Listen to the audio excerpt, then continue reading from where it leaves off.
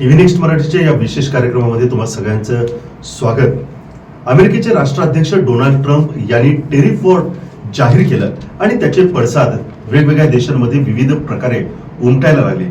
याचे परिणाम भारतामध्ये सुद्धा जाणवायला लागलेले आहेत आणि विशेषतः शेअर बाजारामध्ये अनेक चढउतार या निमित्तानं आपल्याला पाहायला मिळत आहेत. कालची शेअर बाजाराची असणारी परिस्थिती आज नसणार, कदाचित परवा दिवशी ती वेगळ्या पद्धतीनं जाणवायला लागेल.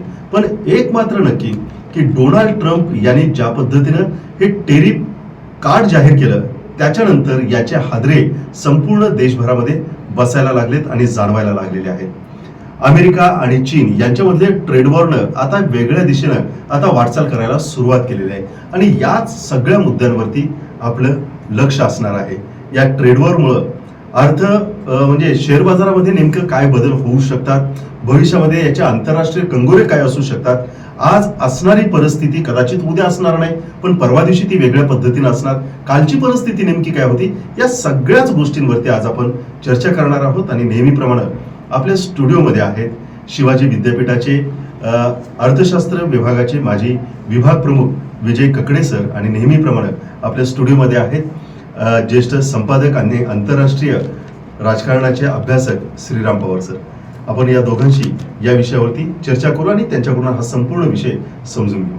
सर, ज्या पद्धतीने हेडिंग यायला लागल्यात, ब्लॅक मंडे किंवा शेअर बाजार कोसळला, जगाला धास्ती, हे अपेक्षित होतं?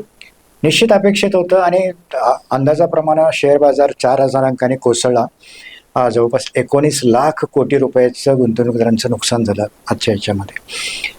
याची महत्त्वाची कारणमीमांसा जर बघितली तर ट्रम्प यांचं जे धोरण आहे विशेषतः मोठ्या प्रमाणामध्ये जकाती आकारण्याचा, त्याचा हा पडसाद आहे आणि याचे रिपरकर्शन्स, याचे आणखीन काही प्रतिसाद आपल्याला 9 तारखेनंतर जास्त दिसतील असं दिसतं. ट्रम्प यांनी आपल्या संपूर्ण या दुसऱ्या त्यांच्या कालखंडामध्ये, कारण हे 47वे राष्ट्राध्यक्ष आहेत आणि त्यांनी परत एकदा अमेरिका सर्वोच्च स्थानावरती न्यायची, मेक अमेरिका ग्रेट अगेन अशा प्रकारची एक धून त्यांनी तयार केली आणि बऱ्याच वेळेला अशा प्रकारच्या वचनांना, अशा प्रकारच्या धोरणांना लोकांचा देखील एक मोठा पाठिंबा असतो, तसं चित्र दिसलं आणि त्यातूनच त्यांनी सत्ता काबीज केली.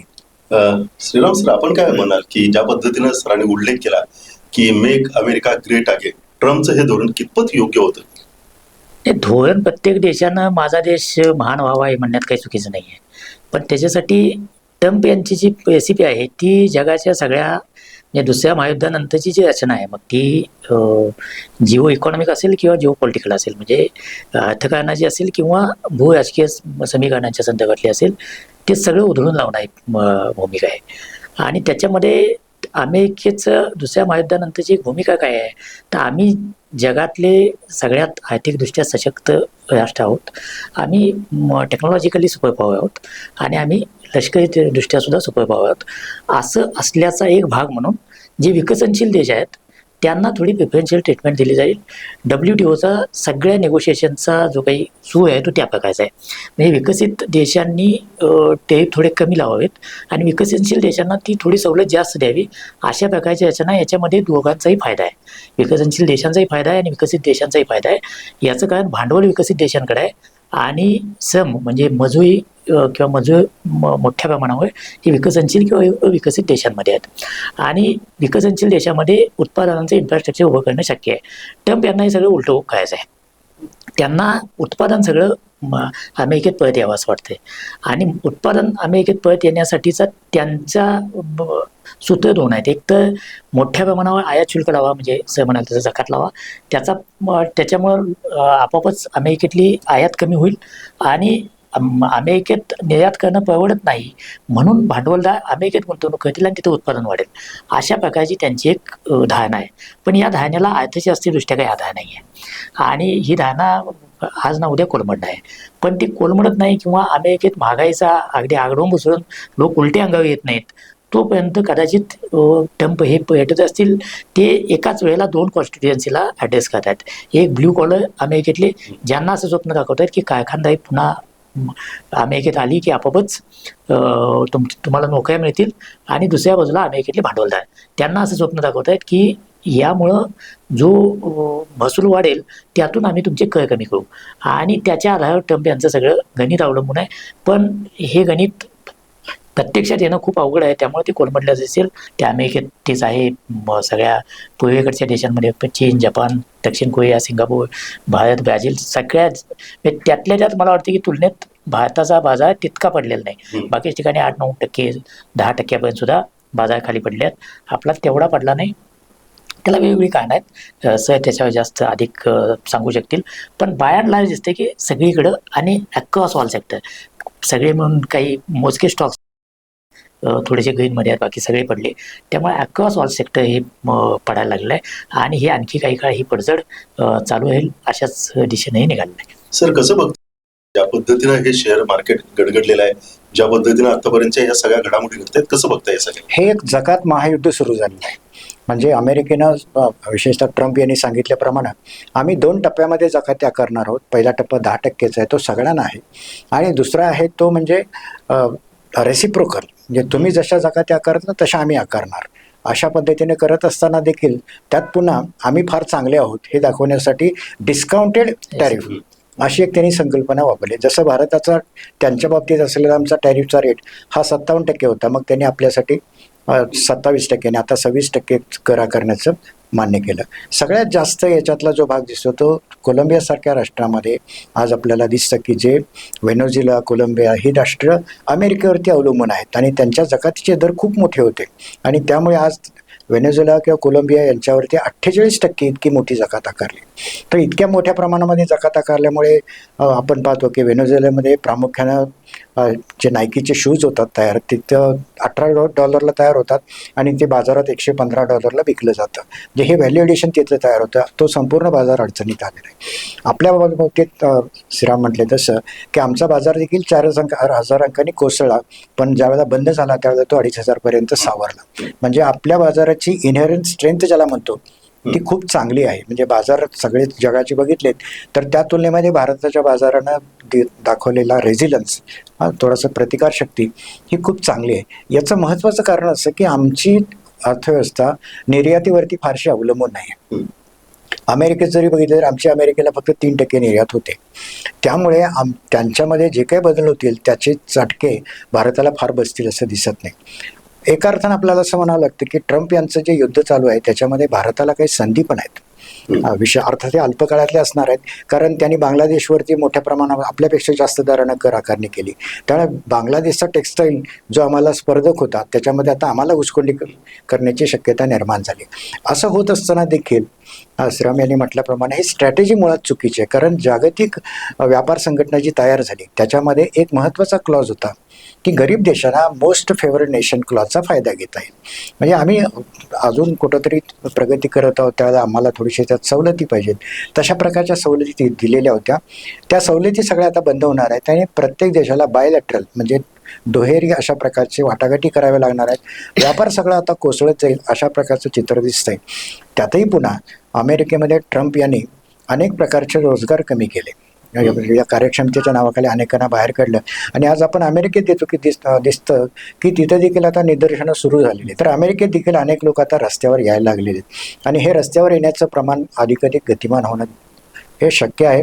याचं कारण असं की ते म्हणतात तसं अमेरिकेत सगळं काही उत्पादन करता येणार नाही.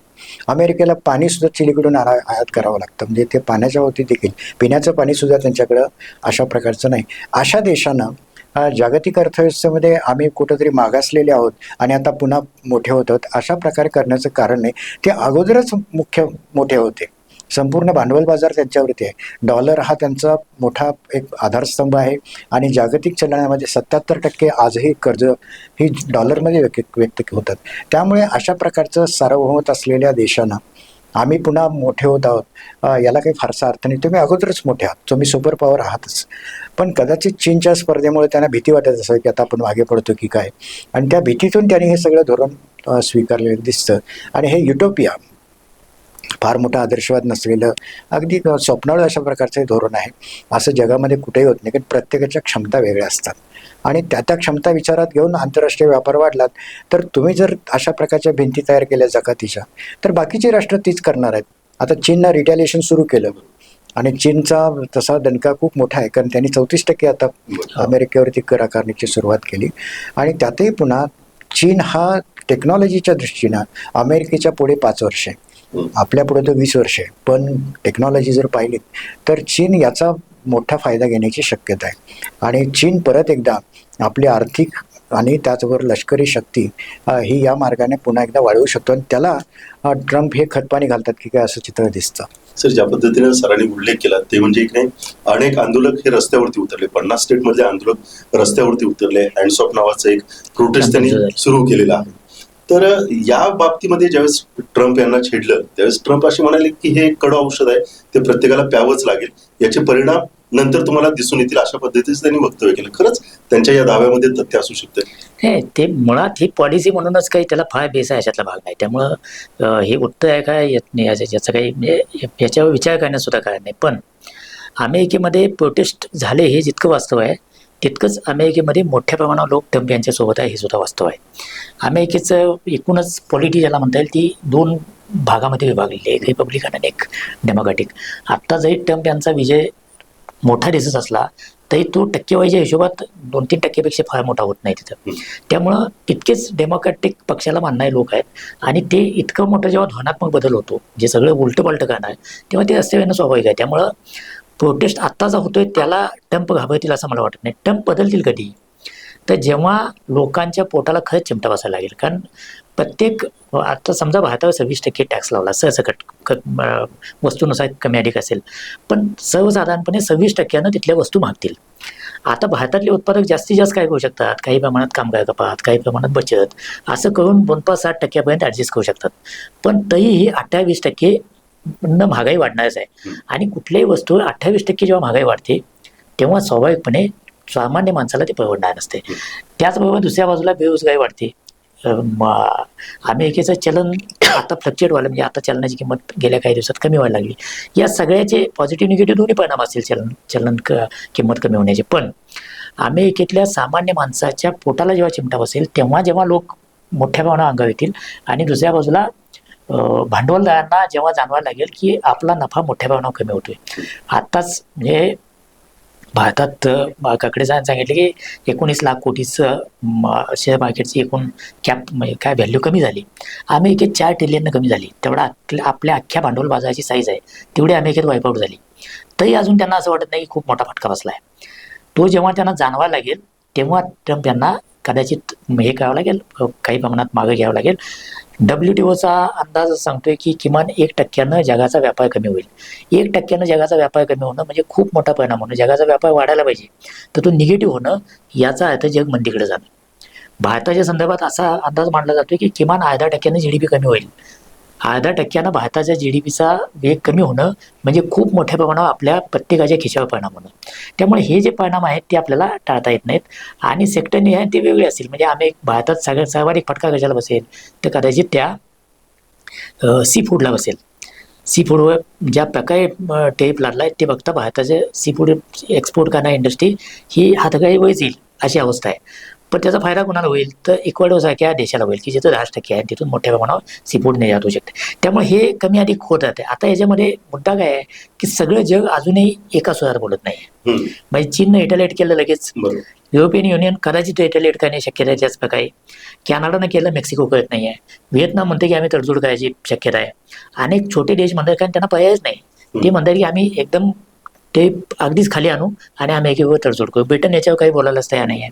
जपान अजूनही म्हणते की वाटाघाटीत मार काढायचा प्रयत्न करू. त्यामुळे जग विभागलेलं आहे आणि या विभागलेल्या जगाचा नाही म्हटलं तर ट्रम्पला फायदा. ट्रम्प यांची स्टाईल काय आहे की एक मोठा धक्का द्या, शांत बसा. त्यांनी आता हे जाहीर केलं, 2 दिवस गोल खेळायला निघून गेले. त्यांनी विचारच केला नाही की जगात काय चाललंय. परत आल्यावरती काय म्हणतायत की ही तात्पुरते पेन्स आहेत, त्याच्यानंतर त्याचा फायदा होईल. आणि चीन संदर्भात ते म्हणतात की त्यांनी इतकं पॅनिक व्हायचं काही कारण नाही आहे, त्यांनी वाटाघाटीला यायला पाहिजे होतं. म्हणजे ते अजूनही त्यांच्या भूमिकेवर ठाम आहेत, कारण त्यांना माहिती आहे की जग या विषयावर डिवाइड झालेलं आहे. जगानं जर एकत्रित ठरवलं की याला एकाच पद्धतीचा रिस्पॉन्स द्यायचा, म्हणजे आपण भारतातच बघा, आपण आजपर्यंत काहीही रिस्पॉन्स दिलेला नाही. म्हणजे नुसता रिस्पॉन्स दिला नाही हे सोडून द्या, भारतातल्या धोरणात्मक बाबतीत थेटपणे अमेरिका तुम्हाला डायरेक्शन द्यायचा प्रयत्न करते. म्हणजे अमेरिकेनं असं म्हटलं की मेक इन इंडिया हे एकूण काय म्हणता येईल की टेरिफच्या ह्याच्यामध्ये एक मोठा अडथळा आहे. आता मेक इन इंडिया हे आपण धोरण म्हणून ठरवलं ना, की भारतात वस्तू बनाव्यात, भारतातलं उत्पादन क्षेत्र वाढावं, म्हणून आपण धोरण म्हणून घेतलं. ते धोरण बदलासाठी म्हणायला लागलेत. LICवर त्यांनी काल आक्षेप घेतला की LICला ही LIC सरकारी कंपनी आहे आणि त्याला तुम्ही अधिक काय पाठिंबा देता, त्यामुळं परदेशातल्या ज्या विमा कंपन्या आहेत त्यांना भारतामध्ये स्पर्धात्मक वातावरण नाही, अशा प्रकारचं त्यांचं म्हणणं आहे. म्हणजे जे आम्ही धोरणात्मक दृष्ट्या काही ठरवतो त्याच्यावर त्यांचे आक्षेप आहेत. आणि आता असं आक्षेप मान्य करायचे का, हा शेवटी अंतिमतः धोरणात्मक सार्वभौमतेचा मुद्दा आहे. आणि अशा वेळेला भारताचा रिस्पॉन्स अजूनही काही नाही आहे. ठरवत असतील तो काही प्रश्न आहे, का नाही आहे, तर आपल्याला पण वाटतं की असं काही मी जे रिॲक्शन दिली चीनला देणं शक्य आहे, कारण त्यांची अर्थव्यवस्था खूप मोठी आहे, ते सहजपणे पचवू शकतात, ते आयला काय म्हणू शकतात. अशी सगळ्यांची परिस्थिती नाही, भारताची पण नाही आहे. त्यामुळं आपण अजूनही काय म्हणता येईल कॅलिब्रेटेड रिस्पॉन्स येतोय की अजून आपला एक बायोलॅटरल ट्रीटी व्हायची शक्यता आहे. मग त्याच्यातून आपण 500 अब्ज डॉलरपर्यंत आयात निर्यात वाढवू, त्याच्यातून कदाचित ट्रम्पचं समाधान होईल असं अजून आपल्याला वाटतंय. पण ट्रम्पचं प्रशासन रोज कुठला तर एक बाहेरचा मुद्दा काढते आणि भारताला छेडायचा प्रयत्न करते. तर हे कुठंपर्यंत जाणार आणि आपण कुठंपर्यंत टॉलरेट करणार हे अजून ठरत नाही. त्यामुळं भांडवल बाजार हा एक भाग आहे, तो इतक्या मोठ्या प्रमाणावर आयात शुल्काचा निर्णय झाल्यानंतर तो पडणारच होता, त्याच्यासाठी काही एक्सपर्टची गरज नाही. त्यामुळं भांडवल बाजारापुरता मुद्दा नाही आहे, तर एकूण जगातल्या आर्थिक धोरणांविषयीचा हा मुद्दा आहे. त्यामुळं वेगवेगळ्या देशांनी एकत्र येऊन हे जे काही ट्रम्पशाही आहे याला प्रतिकार करणारे काहीतरी एक सॉलिड धोरण करायला पाहिजे. कारण हे दुसऱ्या महायुद्धानंतर ज्याला बेंटवूड कन्सेन्सस म्हणतात तो पूर्णपणे उधळून लावण्याचा प्रयत्न आहे. आता त्याच्यानंतर याला प्रतिकार किंवा याला प्रतिसाद कसा द्यायचा यासाठी अमेरिका सोडून बाकीच्यांनी एकत्रित येता येईल का, असा थोडासा प्रयत्न झाला तर कदाचित अमेरिकेच्या या दादागिरीला व्यसन घालता येणं शक्य आहे. सर मगाशी बोलत असताना वर्ल्ड ट्रेड ऑर्गनायझेशनचा सरांनी उल्लेख केला, परंतु सध्याच्या ज्या काही घडामोडी घडत आहेत त्याच्यामुळे कुठेतरी असं वाटतं का की वर्ल्ड ट्रेड ऑर्गनायझेशनच्या WTOचं अस्तित्व कुठेतरी संपुष्टात यायला लागले. आता WTOचं संपूर्ण एकंदरीत वर्चस्व अमेरिकेचं सुरुवातीपासूनच होतं, पण आता त्यांनी स्थापन केलेली तीच संस्था पूर्ण मोडीत काढल्याचं चित्र दिसतं. कारण जकातीच्या बाबतीत सुरुवातीपासून धोरण होतं की तुम्ही सर्वांनी जकाती कमी करा, आपण सर्वजण उत्पादन वाढवूया आणि जग प्रगतीकडे जाऊ दे.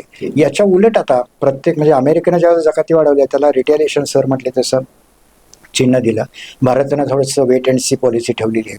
पण हे सगळं होत असताना सगळ्यात मोठा आणि महत्त्वाचा धोका जो येतो तो म्हणजे महामंदीचा. म्हणजे या सगळ्या जकात युद्धातून उत्पादन कमी होतं, मागणी कमी होते, भाववाढ होते. आणि एका बाजूला भाववाढ होत असताना ट्रम्प दुसऱ्या बाजूला हेही सांगतात की त्यांनी फेड रेट कमी केले पाहिजेत. हे शक्यच होणार नाही, त्यांना वाढवावेच लागतील. डॉलर हा दुबळा होत जाईल. म्हणजे या सगळ्यामध्ये अमेरिका ग्रेट तरी होणारच नाही, पण सगळं जग मात्र संकुचित होण्याचा फार मोठा धोका याच्यातून निर्माण होतो. रोजगार कमी होतो प्रचंड प्रमाणात. म्हणजे 0.5% जरी GDP कमी झाला आमचा तरी जवळपास 5% रोजगार आमचा कमी होतो.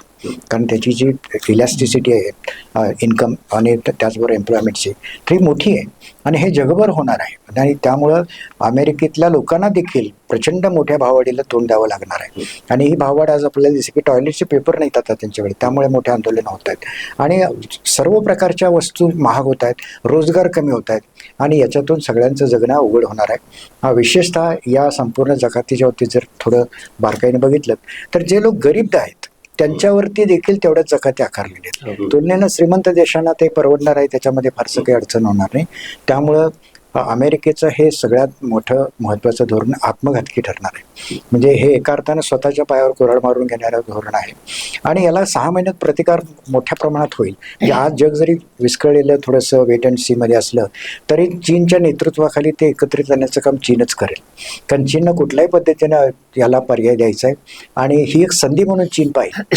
आणि चीन सर म्हटले तसं चीनची ताकद प्रचंड मोठी आहे आणि त्यामुळे आम्ही युद्धाला देखील तयार आहोत असं सर्व त्यांनी सांगून टाकलं. तुम्हाला जे काही करायचं असेल त्याला आम्ही तयार आहोत, ही त्यांची भूमिका आहे. पण हे होत असताना आपल्यासारख्या देशांना स्वतःची उत्पादकता वाढवणं, आत्ताच्या या संपूर्ण ट्रम्प रिस्ट्रक्चरिंगमध्ये संधी ज्या आहेत त्या तातडीनं उचलणं यासाठी धोरणकर्त्यांनी जास्त लक्ष देणं आवश्यक आहे. कदाचित तीच पॉलिसी चालू असेल आणि त्यामुळं तातडीनं ट्रम्प काय म्हणतात ते म्हणू देत, बघूया, वाटाघाटी करूया.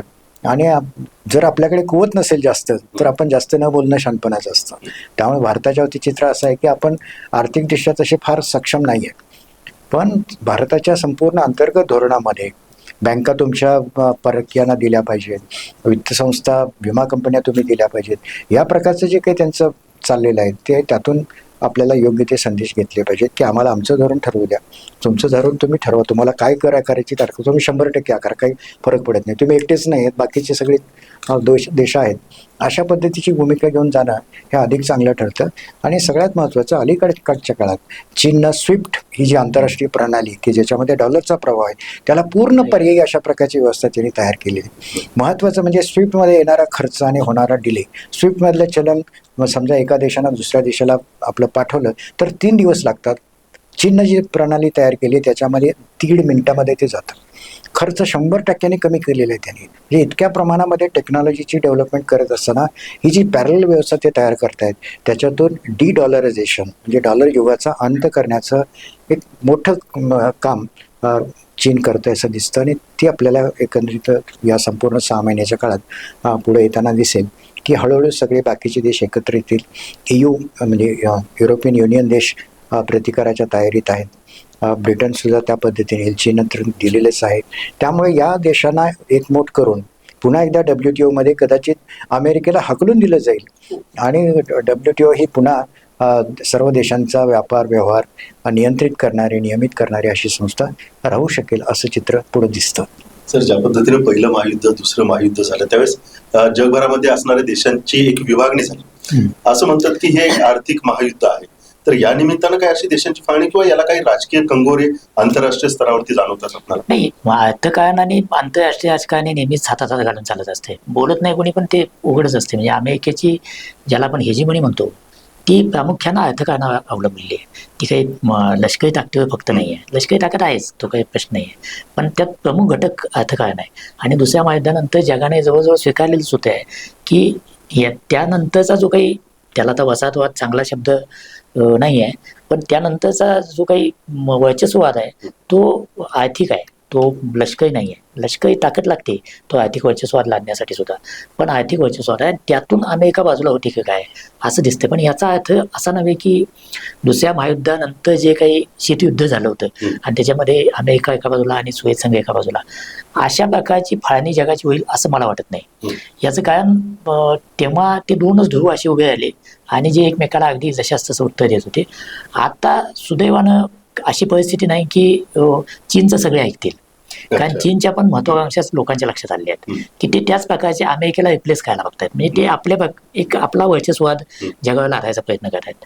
त्यामुळं मला असं वाटतं की इथून पुढच्या काळामध्ये एक विचित्र अशी परिस्थिती तयार होईल की राजकीयदृष्ट्या काही देश एका गटाकडे आले नाहीत आणि आर्थिकदृष्ट्या दुसऱ्या गटाकडे आले नाहीत. अशा प्रकारचं चित्र दिसलं तरी आपल्याला आश्चर्य वाटायला नको. आणि फक्त 2च देश नव्हे, ते युरोपियन युनियन सारखा एक ब्लॉक तयार होतो. जपान अजूनही आर्थिक ताकद बाळगून असला देश आहे. भारत, ब्राझील सारखे देश आहेत की जे आत्ता खूप ताकदवान वाटत नाही आहेत, पण आपली लोकसंख्या आणि आपल्याकडे एकदा उपभोगाची क्षमता वाढली तर फार गतीनं आपण वाढू शकतो. त्यामुळं 2 जगामध्ये विभागणी होईल असं काही मला याच्यामध्ये वाटत नाही. ज्याला बहुध्रुवीय जग म्हणतोय, कदाचित त्याकडं आपण निघालो आहोत. आणि त्याच्यामध्ये अमेरिकेचं स्थान काय हा खूप महत्त्वाचा प्रश्न असेल. अमेरिकेचं स्थान चीन घेऊ पाहतोय, पण अमेरिका ती सहजासहजी सोडेल का? कारण अल्टिमेटली ट्रम्प कितीही काय म्हणता येईल विक्षिप्त असले तर त्यांच्या डोळ्यासमोर चित्र आहे ते अमेरिकेचं जगावर वर्चस्व आहे असंच असेल. त्यामुळे त्याच्यापासून कुठल्याही अमेरिकेचं नेतृत्व करणारा माणूस बाजूला जाईल ही शक्यता नाही. म्हणजे उदाहरण घ्यायचं, आपण भारतात पंतप्रधान कुणी असलं ते असं कोणालाही वाटणार नाही की भारत मागं पडावा. प्रत्येकाला असंच वाटत असेल ना की भारत पुढे जावा, जगात पुढे जावा असंच वाटत असेल. मेथड वेगळे असतील, त्यातल्या काही मेथड चुकीच्या ठरतील, काही मेथड बरोबर असतील. तसंच अमेरिकेच्या बाबतीत ट्रम्प चुकतायत असं आपण सगळे म्हणतोय, पण त्या माणसाला अजूनही ठामपणे वाटते, कारण त्यांचं हे 40 वर्षाचं कन्व्हिक्शन आहे, आजचं नाही आहे की याच प्रकारे अमेरिका जगावर राज्य करू शकते असं त्यांना वाटते. ते चुकू शकते. ते चुकलं तर ते कोर्स करेक्शन पण करतील. पण अमेरिकेमध्ये इनहॅरंट एवढी ताकद आहे, आजही जग लगेच का कोलमडतंय. वादाघातात चीननं असं केलं असतं तरी जगात एवढा हाकार झाला नसता, पण अमेरिकेने केल्यामुळे झालाय. याचं कारण सगळ्या जगाचा अर्थव्यवहार अजूनही अमेरिकेवर अवलंबून आहे, तो अजून काही डिकपल झालेला नाही आहे. त्याचबरोबर डॉलरचे कितीही अजून चीननं आपली ताकद दाखवली ते अजूनही डॉलर हेच जगाचं चलन आहे आणि डिडॉलरेशनच्या चर्चा होत आहेत, पण अगदी नजीकच्या काळात ते व्हायची शक्यता कमी आहे. हे चालू आहे. स्विफ्टला असं म्हणायला तशी ती प्रणाली चालू आहे, ती अधिक काय म्हणता येईल रोबस्ट आहे. रशिया तिकडे झुकलेला आहे. इराण कदाचित त्याचं सहभागी होईल, हे होईल. आणि ग्रॅज्युअली काय आज ना उद्या होईल.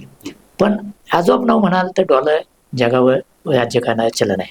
ॲज ऑफ नाऊ अमेरिकेची मिलिटरी पॉवर ही जगातली सगळ्यात ताकदवान आहे. म्हणजे चीनला भीती असेल तर फक्त अमेरिकेच आहे लष्करीदृष्ट्या. बाकी दुसऱ्या कुठल्या देशाची पत्राच बाळगावी चीनची परिस्थिती नाही आहे. त्यामुळं जगाला सुद्धा एकदम चीनला उचलून धरायचं का की काउंटरवेट म्हणून अमेरिकेला ठेवायचं. म्हणजे अर्थकारण हा एक भाग आहे, पण भूराजकीय समीकरणं हा आणखी एक भाग आहे. आणि त्याच्यामध्ये छोटे छोटे देश सुद्धा खूप महत्त्वाची भूमिका बजावू शकतात, जसं शीतयुद्धाच्या काळामध्ये आपण बजावत होतो. आपली आर्थिक ताकद काही फार मोठी नव्हती, आपली राजनैतिक ताकदही फार मोठी नव्हती, पण भारत एक भूमिका बजावत होता आणि त्याला दोन्हीकडच्या ध्रुवांना काहीतरी मान द्यावा लागत होता. त्यामुळं भूराजकीय समीकरणं हे वेगळं प्रकरण आहे, ते फक्त अर्थकारणावर अवलंबून आहे. त्यामुळं मला असं वाटतं की हे सगळं अनफोल्ड व्हायला काही काळ जावं लागेल. सर म्हणाल तसं किमान 6 महिने जावे लागतील आपल्याला हे चित्र अधिक स्पष्ट होण्यासाठी. सर, ज्या पद्धतीनं वेगवेगळ्या देशांकडून अमेरिकेच्या वरती आता दबाव टाकायला सुरुवात केली, जसं आपण चीनचा उल्लेख केला त्या पद्धतीनं अमेरिकेचे लोक सुद्धा रस्त्यावरती आले, कुठेतरी ट्रम्प हे रोलबॅक करतील? त्यांना करावं लागेल. याचं कारण असं की येत्या 6 महिन्यामध्ये ज्या प्रकारचं आर्थिक चित्र निर्माण होईल, रोजगारामध्ये होणारी घट, आंतरराष्ट्रीय व्यापारामध्ये होणारी घट आणि त्याच्यातून निर्माण होणारा असंतोष, त्यांना रोलबॅक थोडंसं व्हावं लागेल.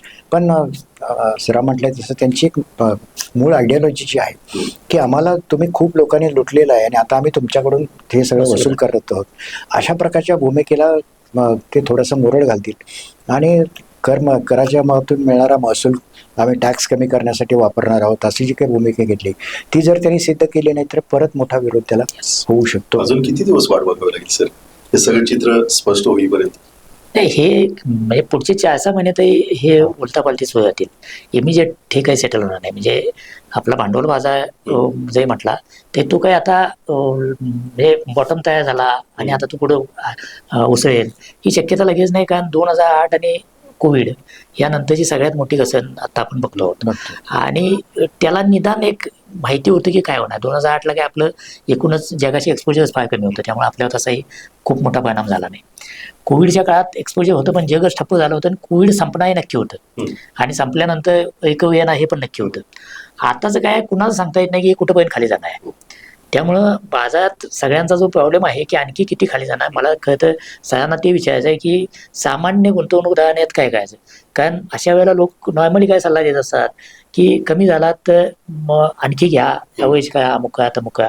तर या नादाला गुंतवणूकदार लागावं का शांत बसावं की हा बाजार आत्ता आपला नाही, स्थिर होईपर्यंत शांत बसा किंवा आणखी काही SIP सारखी मार्ग काय. म्हणजे त्या अर्थानं सामान्य गुंतवणूकदाराने याच्याकडे कसं बघावं हा अतिशय महत्त्वाचा कळीचा प्रश्न आहे. कारण प्रत्येकाला आपल्या बचतीचं वापर गुंतवणुकीसाठी कसं करायचं याचं एक चांगलं साधन शेअर बाजारने SIPच्या मार्फत दिलं होतं. आज हा प्रश्न असा की एवढं मार्केट खाली येत असताना साहजिकच तुमच्या गुंतवणुकीचं मूल्य देखील खाली येणार आहे. त्यामुळे अनेक सर्वसाधारण छोटे गुंतवणूकदार हे पॅनिक बटन म्हणजे आता पुढचं काही खरं नाही आहे आणि आपण यातनं आता बाहेर पडू अशा पद्धतीची धोरणं घेतात आणि हीच खरी संधी असते की आत्ता तुम्हाला एकतरी जादा गुंतवणूक करणं शक्य नसेल तर आहे तिथे थांबा. ज्यांच्याकडे शक्य असेल त्यांनी थोडीशी 5%, 10% SIP चांगल्या पद्धतीने जर वाढवली तर कदाचित 1 वर्षानंतर आपली जी पोटेन्शियल शक्ती आहे, जगात सर्वात वेगानं वाढणारी अर्थव्यवस्था म्हणून आज देखील आपल्याला ओळखलं जातं. त्यामुळे या FIIना पुन्हा एकदा इकडे यावं लागेल आणि त्याची उसळी हे अधिक चांगल्या प्रकारचा परतावा देऊ शकेल. 6 महिने कदाचित 8 महिने अथवा जास्तीत जास्त 1 वर्ष लागेल, पण आपली गुंतवणूक सुरक्षित आहे, चांगल्या ठिकाणी केलेली आहे. त्यामुळे SIPतनं बाहेर न पडणं, SIP न थांबवणं, शक्य असेल तर SIP टॉपअप करणं आणि हे ज्यावेळेला अनिश्चितता असते त्यावेळेलाच तुम्हाला चांगल्या प्रकारच्या गुंतवणूक संधी असतात. एकदा हे मार्केट वाढायला लागलं तर मात्र मग छोटे गुंतवणूकदार मोठ्या प्रमाणात पुढे येतात. म्हणजे छोट्या गुंतवणूकदारांच्या बाबतीत नेहमी असं म्हटलं जातं की ते नेहमी योग्य वेळेला येत नाहीत आणि अयोग्य वेळेला बाहेर पडतात. तर आत्ता ही योग्य वेळ आहे की ज्या वेळेला थांबलं पाहिजे, विचार केला पाहिजे, गुंतवणूक केली पाहिजे. बाजाराची क्षमता आणि सगळ्यात चांगली बाब म्हणजे आपली संपूर्ण व्यवस्था 97% भारताच्यावरतीच अवलंबून आहे. त्यामुळे कंझ्युमर ड्युरेबल्स असतील, कॅपिटल गुड्स असतील आणि सरकारनं पक्कं धोरण ठरवलेलं आहे की आम्हाला भांडवल गुंतवणूक चांगली करायची, देशाची गती वाढवायची. 6.5%चा विकास दर इतक्या पडीत काळात देखील आमचा आहे, तो कदाचित 7%च्या पुढे देखील जाऊ शकतो, अशी चिन्ह याच्यामध्ये. त्यामुळे या कालखंडात भयभीत न होता शांत बसणं, शक्य असेल गुंतवणुकीचे 5%, 10% किंवा काही असेल तर ते वाढवणं हाच त्याच्यावरचा चांगला मार्ग ठरतो. आणि ही वेळ बाजार सोडण्याची नक्कीच नाही, ही बाजारात येण्याची आहे. आणि टप्प्याटप्प्याने आत्ता जे बाजारात येतील त्यांचे नक्कीच 3 वर्षामध्ये पैसे अधिक चांगल्या पद्धतीने वाढलेले दिसतील. सर, एक शेवटचा प्रश्न, या सगळ्या ज्या काही घडामोडी चालू आहेत त्याचा नेमका भारतावरती काय परिणाम होऊ शकतो? हे भारतावरचे परिणाम निश्चितपणे असतील, पण त्याच्याकडे येण्यापूर्वी सर जे म्हणाल ते त्याच्यात मला जे वाटतं ते थोडंसं मी सांगतो की असं जेव्हा होतं ना तेव्हा सामान्य गुंतवणूकदार सगळं सोडून द्या अशाच मोडमध्ये असतो. आणि त्याचं एक कारण काय आहे तर सर्वसाधारणपणे बाजार पडला की आपण वाचतो काय तर 19 लाख कोटींचं नुकसान झालं. ब्लड बाथ, ब्लॅक मंडे वगैरे वगैरे अशाच गोष्टी आपण वाचत असतो. हे खरं तर कागदावर झाला फायदा किंवा तोटा आहे. हे काय आपल्या खिशात आलेले पण नाही, खिशातनं गेलेले पण नाही, कागदावर झालेलं आहे. हे चांगल्या गुंतवणूकदाराला कळतं, ट्रेडर्सना कळतं. सामान्य गुंतवणूकदाराला हे कळण्याची शक्यता फार कमी असते. आणि दुसरी गोष्ट आपल्याकडे आत्ता माझ्या दृष्टीनं कन्सर्नचा भाग काय आहे तर कोविड नंतर खूप प्रचंड प्रमाणात गुंतवणूकदार आले आहेत की ज्यांनी कधी आयुष्यात म्हणजे LIC सोडून कुठली गुंतवणूक केली नाही, केली तर पोस्टातलं एकच केलं. असे गुंतवणूकदार पहिल्यांदाच भांडवल बाजारात आलेत कोविड नंतर. आणि म्हणजे आपण बघतो की कित्येक पटीनं डीमॅट अकाउंट वाढली वगैरे वगैरे. त्यांचा तिकीट साईज काय हा मुद्दा नाही आहे, पण इतक्या मोठ्या प्रमाणात लोक आलेत आणि त्यांच्या विश्वासाचा प्रश्न आहे. असं जर झालं मोठ्या, आता याच गुंतवणूकदारांनी जेव्हा FII मोठ्या प्रमाणावर पैसे काढून घेत होते तेव्हा रोज पैसे उठलेत.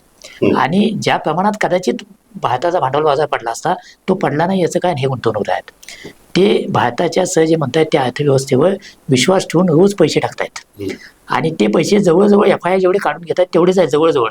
तुम्ही रोजचं बघितलं तर थोडं फार कमी वाढीक होत असेल पण जवळजवळ तेवढंच आहे. कॉम्पेन्सेट केले त्यांनी जवळजवळ मागचं वर्षभर. त्यामुळं भारतातल्या या छोट्या गुंतवणूकदारांची ताकद खूप प्रचंड आहे, एकत्रित ताकद. आणि ते जर या प्रवाहात पॅनिक बटन दाबायला गेले तर मात्र भारतीय भांडवल बाजारासमोर खूप मोठं संकट तयार होईल. त्यामुळे त्यांनी थोडंसं याच्याकडून बाजूला जावं असंच, म्हणजे ककडीचं आता या क्षेत्रामध्ये किमान 3-4 दशक आहेत. त्यामुळं त्यांचा यातला सांगण्याचा अधिकार पण मोठा आहे. मी त्यांना तो प्रश्न विचारण्याचं कारण पण तेच होतं की त्याच्याकडे बघावं आणि पॅनिक व्हावं असं वातावरण तयार करू नये. ज्यांना ज्यांना शक्य आहे त्यांनी ते टाळावं. हे कदाचित नवे गुंतवणूक करू नका पण निदान आहे ते काढून घेऊ नका तूट, कारण ते सुद्धा खूप महत्वाचं आहे. अशा प्रकारचा एक म्हणजे याला काही सल्ला म्हणता येणार नाही पण विश्लेषण म्हणता येईल, निरीक्षण म्हणता येईल की आपल्याला जे काही हिस्टॉरिकली दिसतंय त्याच्या आधार असलेलं निरीक्षण. आता भारताच्या परिणामाकडे येईल तर भारतावरचा परिणाम हा निश्चितपणे होणार. 0.5% GDP कमी होईल असा काही तज्ञांचा अंदाज आहे. तो कमी अधिक होईल पण परिणाम होणार. याचं कारण काय तर 26% जर तुमच्या सगळ्या अवैध वस्तू अमेरिकेत जाणार मागल्या आणि बाकीचे देश पण याच प्रकारे काय भिंती घालणारी धोरणं करायला लागली तर सगळीकडचीच निर्यात मागेल. आणि एकदा निर्यात मागल्यानंतर स्वाभाविकपणे मागणी कमी होते. म्हणजे आता टाटाने ठरवलं की आम्ही पुढचा काही काळ मोठा पाठवणारच नाही. त्याचा परिणाम त्यांच्या टाटाच्या सगळ्या शेअर्सवर झाला आहे. म्हणजे टाटा कंपनीचे सगळे शेअर्स आज मोठ्या प्रमाणावर पडले. याचं कारण काय तर त्यांनी घेतली एक भूमिका आहे की आता आम्ही पाठवणार नाही. आता पाठवणार नाही म्हणून टाटांना कदाचित परवडू शकेल पण अनेक उद्योग असे आहेत की त्यांना परवडणार नाही. हे फार्मास्युटिकल क्षेत्र आहे समजा तर त्यांचा मेजर इन्कमच अमेरिकेतून येतोय. त्यांना कसं परवडेल? त्यामुळं आपल्याला हे ॲडजस्ट करावं लागेल आणि हे सेक्टरने हा जो परिणाम आहे तो कमी अधिक प्रमाणात आहे. आणि मला असं वाटतंय की हे जर लांबलं तर भारतातल्या रोजगाराचा प्रश्न तयार होईल. त्यामुळे तुम्ही आज बघितलं तर आज सगळीकडे चर्चा अशी आहे की मनरेगाचा दर वाढवत आहेत, मजुरीचा. मनरेगाचा मजुरीचा दर का वाढत आहेत? ज्या योजनेला पंतप्रधानांनी संसदेत आज सांगितलं की मागच्या सरकारच्या अपयशाचं प्रतीक आहे, स्मारक आहे असं ज्याला म्हटले, त्या योजनेमध्ये दर वाढवायची का वेळ येते? कारण रोजगार मिळत नाही दिसायला लागले. हे आता आकड्याने दिसायला लागले, हे गावागावात दिसायला लागले. आणि अशा वेळेला तुम्हाला पर्याय नसतो की काहीतरी रोजगार द्या. म्हणजे जसं भाताच्या दुष्काळात आपल्याकडे रोजगार योजना आली आणि त्यात म्हणजे काहीही कामं काढली पण लोकांच्या हाताला काम दिलं आणि त्यातून काही प्रकल्प उभे केले जे अजून पण आपल्याला चालत आहेत. तर या प्रकारे सरकारला बघावं लागतंय. आपल्या पूर्वीच्या भूमिका काही असल्या तरी त्या बदलाव्या लागतात कारण त्याला पर्याय नाही आहे. तर हे एकच द्योतक आहे की भारतावर किती परिणाम होणार आहे. रोजगार हमीचं हे वाढवणं हे एकच. दुसऱ्या बाजूला क्रूड ऑइलच्या किमती कमी होत आहेत, त्याचाही परिणाम भारतावर कदाचित सकारात्मक होईल. पण ते एक जागतिक राजकारणातलं एक काय म्हणता येईल की साधन म्हणून तेल उत्पादक देश वापरत आहेत. त्यांनी काय केलं की धाडकन किमती कमी केल्या. आता हे 2-3 महिन्यापूर्वी चर्चा शेवटी की क्रूड ऑइलच्या किमती वाढतील, त्या $90-95 पर बॅरलपर्यंत जातील, कदाचित 100 सुद्धा टच होईल. आणि असं असताना ते पडत आज $59 60चा पण भाव तुटला. हे का करतात तेल उत्पादक देश? तर त्यांना माहिती आहे की दर कमी केले तर त्यांचं नुकसान होणार आहे, पण आम्ही बुडू पण तुम्हाला पण बुडवल्याशिवाय राहणार नाही असं अमेरिकेला सांगायचं आहे. आणि असा वेगवेगळ्या माध्यमातून अमेरिकेचा दबाव येतोय. त्या सगळ्याचे परिणाम आपल्यावर होतील. आपल्यावरचे परिणाम सेक्टर निहाय जरी वेगवेगळे असले तर एकूण इकॉनॉमी ॲज अ होल परिणाम निश्चितपणे असतील. हे जर वर्षभर आणलं तर बेरोजगारीचं संकट आणखी वाढेल, आपल्या अर्थव्यवस्थेवरचा ताण आणखी वाढेल, आणि आपण ज्या वेलफेअरमुळे पैसा आता खर्च करतोय त्याच्या पुन्हा विचाराची वेळ आपल्या येऊ शकते, इतका पण त्याचा परिणाम असू शकतो. आणि मला जसं पुन्हा वाटते, मी यापूर्वी पण बोललो की शेतीच्या संदर्भात, शेती उत्पादनाच्या संदर्भात अमेरिकेनं जर ताणून धरलं आणि आपल्याला जर आपलं धोरण बदलायला भाग पडलं तर त्याच्यावरचे शेतीवरचे परिणाम मात्र खूप व्यापक असतील. तसं होऊ नये, सरकार तसं करण्याची शक्यता फार कमी आहे. कारण सरकारला माहिती आहे की देशात अजूनही 50%च्या आसपास किंवा जास्तच लोक शेतीवर अवलंबून आहेत. त्यामुळं सरकार ते होऊ देणार नाही, पण किती नाही म्हटलं तर तो दबाव आहे आणि त्याचा परिणाम शेती क्षेत्रावर जो होईल तो आपल्या सगळ्यांच्यावर त्याचा परिणाम पडेल. कारण शेवटी ग्रामीण भागातला उपभोग कमी झाला की त्याचा परिणाम सगळ्यावर होतो. म्हणजे शेवटी लोक बिस्किटापासून ते काय कुठल्याही वस्तू विकत घेत आहेत, त्या वस्तू विकत घ्यायचं कमी झालं की आपोआपच त्याचा परिणाम सगळीकडे जाणवायला लागतो. आणि मागचं वर्षच ग्राहक उपयोगी वस्तूचा खप कमी होण्याचं वर्ष होतं. त्याच्यात याची जर भर पडली तर सगळं FMCG क्षेत्र अडचणी येईल. ते आलं की त्याचा इफेक्ट सगळ्या क्षेत्रावर व्हायलाच होईल. त्यामुळं आत्ता लगेचच अमुक इतका परिणाम होईल असं सांगणं कठीण आहे, पण हे चालत राहिलं तर निश्चितपणे व्यापक परिणाम आपल्या अर्थव्यवस्थेवरती. तर एकंदरीतच या चर्चेमध्ये आपण सगळ्याच गोष्टींवरती प्रकाश टाकण्याचा प्रयत्न केला. जागतिक बाजारपेठेमध्ये याचं राजकारण काय आहे, अमेरिकेचं पुढचं धोरण काय असू शकेल, या सगळ्या गोष्टींवर चर्चा केली. परंतु या संवादाच्या दरम्यान किंवा या चर्चेच्या दरम्यान एक गोष्ट आपल्याला कळाली, ती म्हणजे पॅनिक न होता या परिस्थितीमध्ये संधी शोधल्या तर निश्चितच याच्यामधून काहीतरी पॉझिटिव्ह गोष्टी आपल्या हाताला लागू शकतील. मग ते अर्थव्यवस्थेच्या बाबतीमध्ये असेल किंवा छोटे गुंतवणूकदार असेल, त्या प्रत्येकाने या सगळ्या गोष्टींमध्ये एक संधी म्हणून पाहिली पाहिजे.